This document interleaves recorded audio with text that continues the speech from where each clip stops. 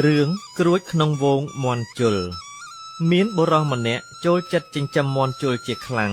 គាត់មានមន់ជលយ៉ាងច្រើនសន្ធឹកសន្ធាប់ដែលមន់នីមួយសុទ្ធតែមានរូបរាងពណ៌សម្បុរស្រស់ស្អាតទាំងអស់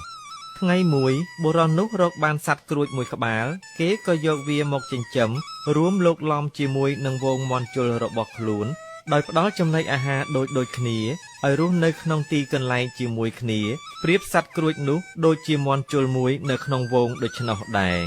ប៉ុន្តែគួរឲ្យអនិច្ចាសត្វក្រួចនោះណាទោះបីជាមានម្ចាស់ចិញ្ចឹមឲ្យរស់នៅរួមជាមួយនឹងមន់ជលតែមន់ជលក៏មិនដែលបានផ្ដល់នូវក្តីមេត្តាអ្វីដល់ខ្លួនឡើយហើយថែមទាំងស្អប់ខ្ពើមមិនព្រមឲ្យចូលរួមក្នុងវងឲ្យស៊ីតែគ្រាប់ស្រូវដែលនៅសេសសល់ឬជួនកាលសល់តែសម្បកអង្កាមនិងមិនត្រឹមតែប៉ុណ្ណោះវាក៏ត្រូវពួកមន់ជលទាំងនោះចាក់ធ្វើបាបផងដែរ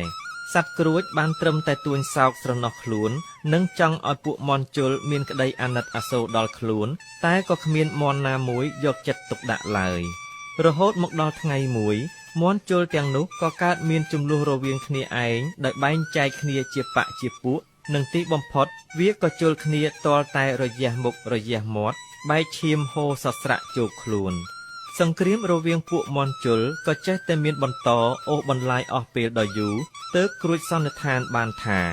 សូម្បីតែសត្វក្នុងក្រុមតែមួយក៏ពួកវានៅតែជល់គ្នាដល់ថ្នាក់នឹងចុះទម្រាំយើងជាអ្នកក្រៅតើរឿងអីដែលវាត្រូវមកអាណិតយើងនោះរឿងនេះផ្ដល់អត្ថន័យសេចក្តីថានៅក្នុងសង្គមមនុស្សពីលគ្មានពាក្យថាអាណិតទេ